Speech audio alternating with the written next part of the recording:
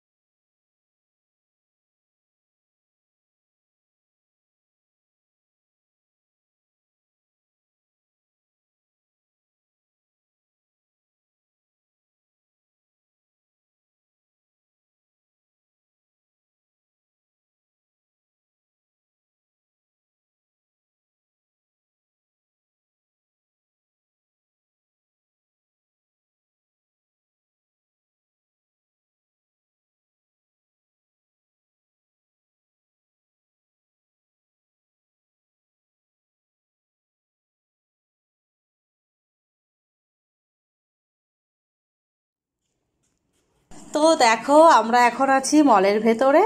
তো এখানকার মলটাও কত সুন্দর সাজানো গোছানো, যেহেতু দ্বিতীয় বিশ্বযুদ্ধ হওয়ার পরে নতুন করে শহরটা তৈরি হয়েছে। তো এখানকার মলগুলো খুবই সুন্দর, দেখার মতো, আর সত্যিই অপূর্ব। আর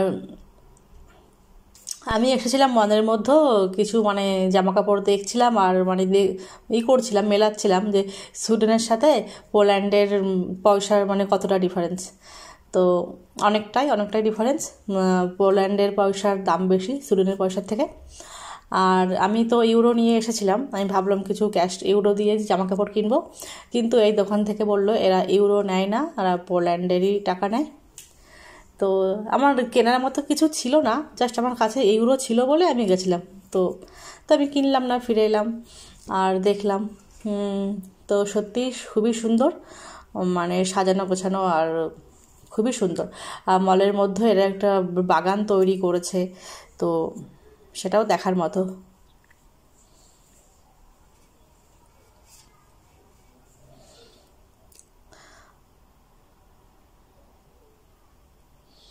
তো এগুলো কিন্তু গোল্ড নয়, কারণ কি ইউরোপের বেশিরভাগ লোকজন না, এরা গোল্ড পরে না, এরা ডায়মন্ড আর বিভিন্ন ধরনের স্টোনের এগুলো জুয়েলারি বেশি পরে। আর গোল্ড তো বেশি ইন্ডিয়ানটাই পরে আমার যেটা মনে হয়।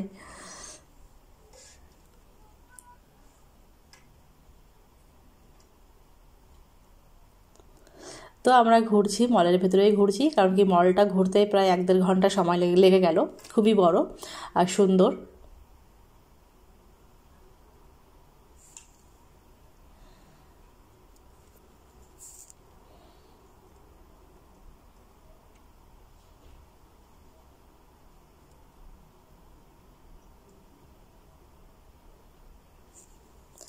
তো তোমাদের কেমন লাগছে বন্ধুরা আমার ভিডিও তোমরা জানিও। ভালো লাগলে একটা লাইক দিয়ে দিও, আর সম্পূর্ণ ভিডিও দেখো, তবেই বুঝতে পারবে। আর এতদূর পর্যন্ত আবার যে সমস্ত বন্ধুরা আমার ভিডিও দেখেছো, এতদূর পর্যন্ত এসছো, তো তোমাদেরকে অসংখ্য ধন্যবাদ। এভাবে আমার পাশে থাকো।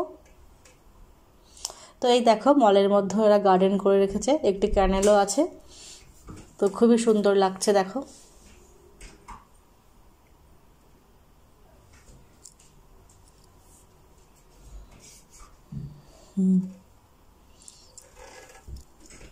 কত সুন্দর না, মনোমুগ্ধকর পরিবেশ, দেখতে দারুণ লাগছে।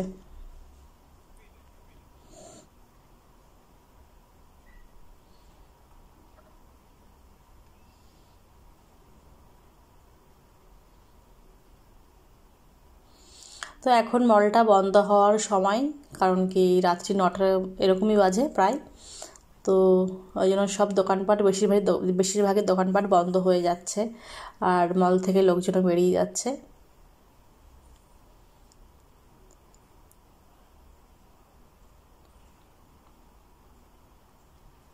তো আমাদের মতো আরও যারা ট্যুরিস্টরা এসেছেন তারাও ঘুরছেন, তারাও দেখছেন, ভিডিও করছেন। তো সব কিছু মিলিয়ে একদম সুন্দর একটি মুহূর্ত।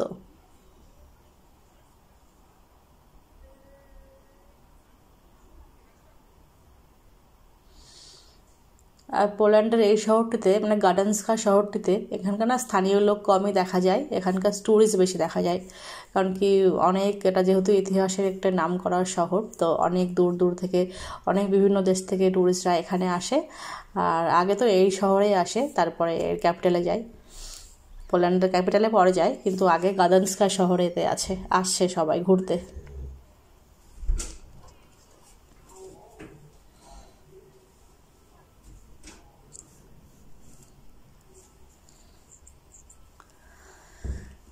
তো আমরা এতক্ষণ নিচে ছিলাম, আমরা এখন এসেছি উপরে।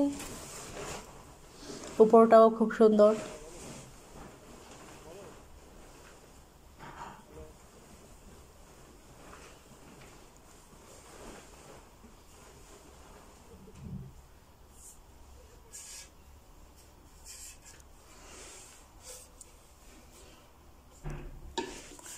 তো বন্ধুরা, তোমাদের মধ্যে পোল্যান্ডের গার্ডেনস্কা শহরে কে কে ঘুরতে এসেছো তো জানিও। তারা যদি আমার এই ভিডিওটা দেখতে থাকো তো জানিও, তোমাদের অভিজ্ঞতা আমার সাথে শেয়ার করো, কমেন্টে জানিও। আর তোমরা নতুন বন্ধু যারা আসতে চাও এখানে ঘুরতে পোল্যান্ডে, তোমরা কিন্তু অবশ্যই গার্ডেনস্কা শহরে আসবে।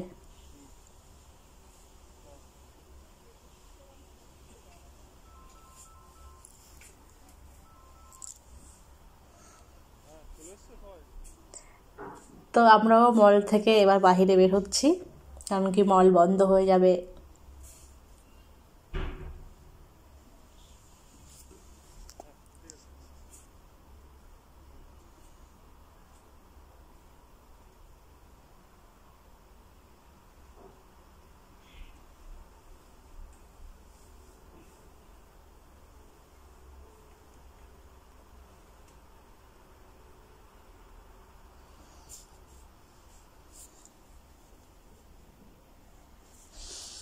তো আমাদের আবার রাতে ঘুমাতে হবে তাড়াতাড়ি, কারণ কি পরের দিন সকাল সকাল উঠতে হবে।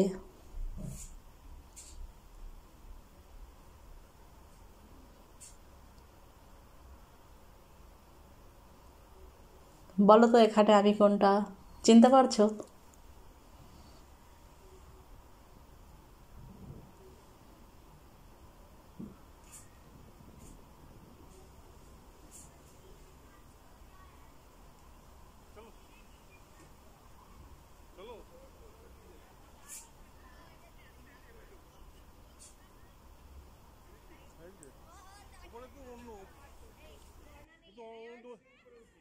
হ্যাঁ হ্যাঁ আরে আরে মল, আরে মলটা তো ব্যাপক মল, মলটা তো ব্যাপক মল, শুধু না স্টকহোমে মানে এরকম মল কোথাও নেই। তোকে বললাম তো দুনিয়ার হাজার একটা রেস্টুরেন্ট আছে, আমি তোকে বললাম সমস্ত এইগুলো ব্র্যান্ডগুলো রয়েছে।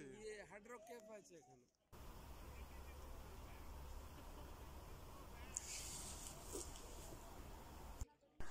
তো বন্ধুরা, এটা পরের দিন সকালে, রবিবার। তো আমরা এসেছি এখানে, এটা হচ্ছে পোল্যান্ডের ক্যাপিটাল ওয়ারসো। তো এটা হচ্ছে ওয়ারসোর ওয়াকিং স্ট্রিট। তো আমরা এখানে এসেছি, ঘুরছি। আর এটা নিয়ে আরও অনেক, মানে ওয়ারসো নিয়ে আরও অনেক ভিডিও আছে, সেগুলো তোমরা পরের ভিডিওতে পাবে। তো তোমরা দেখতে থাকো, দেখো কত সুন্দর লাগছে। আমরা 4.5 ঘন্টা ট্রেন জার্নি করে এখানে এসেছি। এই গার্ডেনস্কা থেকে ওয়ারসো আসতে 4.5 ঘন্টা লাগে ট্রেনে।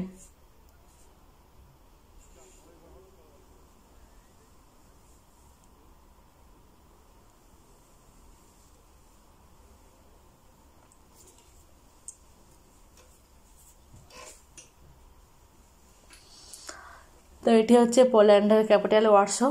এটারও দারুণ দারুণ ভিডিও আছে, তোমরা দেখতে পারবে। তোমরা আমার সঙ্গে থাকো। আর যারা ইউটিউব থেকে দেখছো তারা আমার চ্যানেল সাবস্ক্রাইব করো, আর যারা ফেসবুক থেকে দেখছো তারা আমাকে ফলো করো। ভালো লাগলে শেয়ার করবে, লাইক করবে।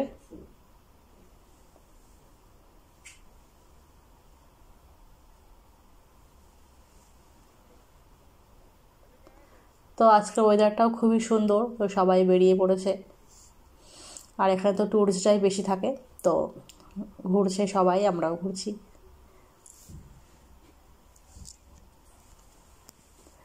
তো সামনে যেখানে যাচ্ছি আমরা, এখানে গান হচ্ছে, আর অনেক লোকজন দেখছিল, মানে মানে ট্যুরিস্টদের আকর্ষণ করার জন্য এখানকার স্থানীয় কালচার, গান, ডান্স এগুলো দেখাচ্ছিল।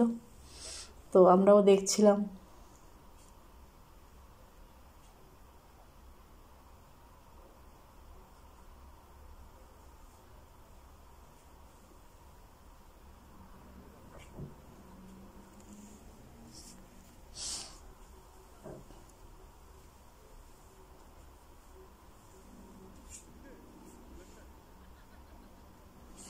তো যেহেতু সামার পড়ে গেছে, তো রেস্তোরাঁর থেকে বাইরে, মানে রেস্তোরাঁর ভেতর থেকে বাইরে বসে খাবার খেতে লোক বেশি পছন্দ করে।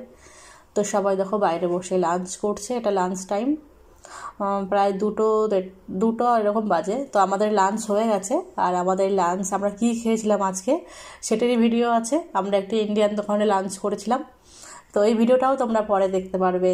এই দেখো আমার কন্যা।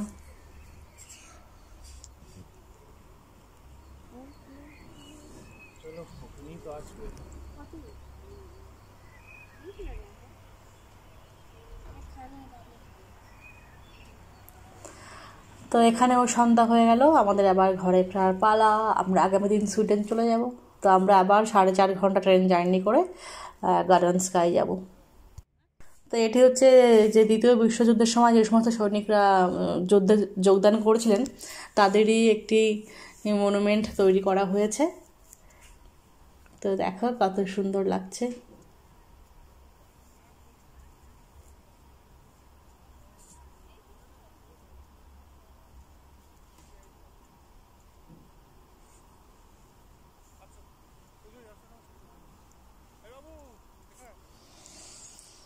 তো তোমরা আরও আগামী দিনে আরও সুন্দর সুন্দর ভিডিও পাবে, তো দেখতে থাকো।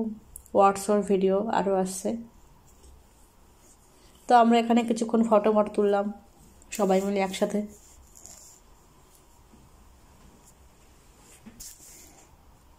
তো কেমন লাগলো ভিডিওটা জানিও। তো আজকের মতো টাটা, বাই বাই, চলো।